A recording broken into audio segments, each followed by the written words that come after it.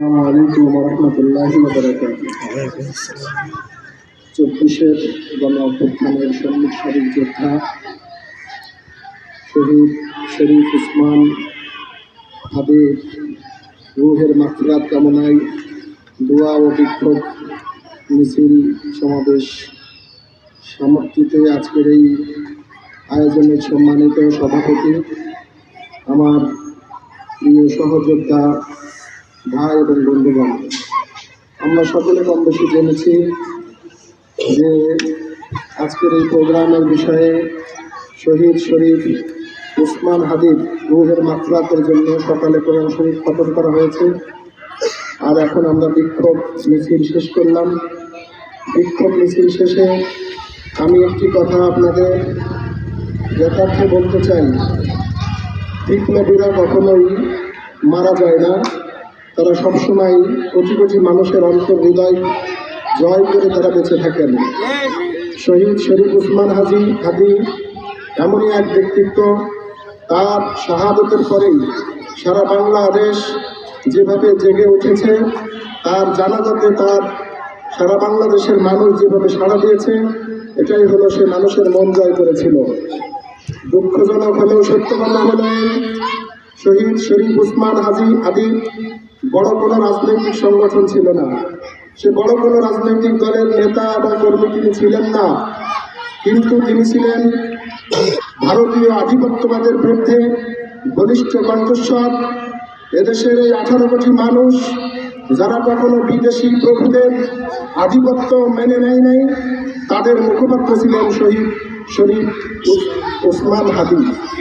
প্রিয় ভাইয়েরা আমার, আজকেও আমাদের ভাবতে খুব অবাক লাগে, তার বিচারের দাবিতে গোটা বাংলাদেশ যখন তীব্র থেকে তীব্রতার আন্দোলন গড়ে তুলেছে, সেই মুহূর্তে রহস্যজনক ভূমিকা দায়িত্বশীলদের থেকে আমরা লক্ষ্য করছি। এটা বড়ই দুঃখের। আজকেও এই হাদির হত্যাকারী, সেই কুখ্যাত খুনি শুটার, সে লাইভে এসে সে খুন করে নাই বলে সে তার নিজেকে দায় মুক্তির জন্য কথা বলছে, অথচ সে লাইভে এসে কথা বলছে, বিভিন্ন জায়গা থেকে স্ট্যাটাস দিচ্ছে, অথচ বাংলাদেশ সরকারের প্রধান উপদেষ্টা সহ যারা এই দায়িত্ব পালন করছেন তারা তাকে খুঁজেও পাচ্ছেন না। আমাদের বুঝতে আর বাকি নেই, এর পিছনে বড় ধরনের কোনো কলকাঠি আছে এবং এর পিছনে বড় ধরনের রাজনৈতিক হোক অরাজনৈতিক হোক, দেশি এবং বিদেশি বড় কোনো প্রভু আছে, যারা এই বিচার কার্য সমাধান করা এটা তারা চায় না, এবং এই খুনিদেরকে রক্ষা করবার জন্য তারা পিছনে কলকাঠি নাড়ছে। প্রিয় ভাইরা আমার, এই যে পিছনে যারা কলকাঠি নাড়ে, বাংলাদেশের তৌহিদি জনতা, এই 18 কোটি মানুষ, এই কলকাঠিগুলো কারা নাড়ে তাদেরকে দেখতে চাই।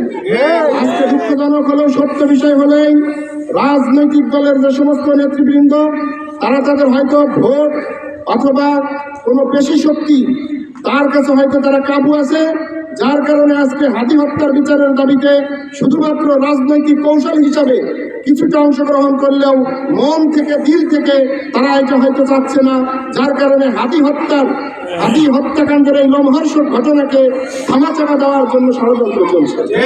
আমরা এই ষড়যন্ত্রের তীব্র নিন্দা জানাই, এবং যারা হাদির এই রক্তের পরে হাদির রক্তকে বিক্রি করে ক্ষমতার মস্তকে আসার স্বপ্ন দেখেন, এই 18 কোটি তৌহিদি জনতা, বাংলাদেশের মানুষ আধিপত্যবাদের বিরুদ্ধে যে কবর রচনা করেছে, সেই কবর রচনা করার শপথ নিয়েছে হাদির রক্তের বিনিময়ে।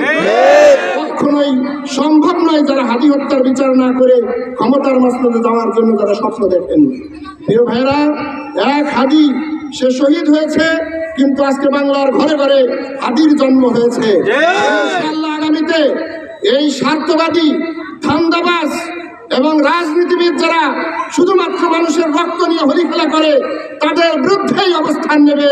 আগামী জাতীয় সংসদ নির্বাচনেও তাদের এই ভয়াবহ রূপ ব্যালটের মাধ্যমে প্রমাণ করবে। আমরা তাদেরকে আহ্বান জানাই, হাদি হত্যার বিচার না করে যারা দালালি করছে এবং এই সমস্ত ধান্দাবাজ রাজনীতিকদের পিছনে দৌড়াদৌড়ি ছুটাছুটি করছে, তাদের মিথ্যা আশ্বাসে না পড়ে, তাদের প্রলোভনে না পড়ে আগামী এই জাতীয় সংসদ নির্বাচনেও আধিপত্যবাদের বিরুদ্ধে আপনারা ব্যালটে সিল মারবেন এবং বাংলাদেশের যে সংস্কার, এই সংস্কারের পক্ষে আপনারা আপনাদের ভোটাধিকার প্রয়োগ করবেন। সর্বশেষ আমি একটি কথাই বলি যে এই সংগ্রাম এবং ত্যাগ কোনো মানুষ যখন তার মন থেকে করে, সত্যিকার অর্থেই হাদি তার বিকল্প বাংলাদেশে আর নেই।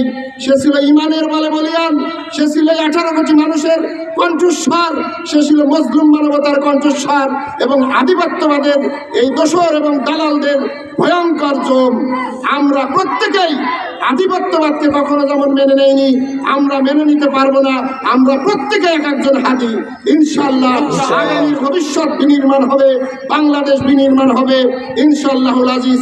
আধিপত্যবাদ মুক্ত বাংলাদেশ, আধিপত্যবাদ মুক্ত বাংলাদেশ, সন্ত্রাস মুক্ত বাংলাদেশ। আজকের আয়োজনে যারা এই ব্যবস্থা করেছেন, শরীক হয়েছেন, আমার সেই প্রিয় ভাইদেরকে, সাংবাদিক বন্ধুদেরকে এবং আমাদের যে সমস্ত যুবক ভাইয়েরা যে ব্যবস্থাপনা করেছেন, ছাত্র সমাজ সহ সদস্যদের, জনগণকে আমি ধন্যবাদ জানিয়ে আমার কথা। আসসালামু আলাইকুম ওয়া রাহমাতুল্লাহি ওয়া বারাকাতুহু।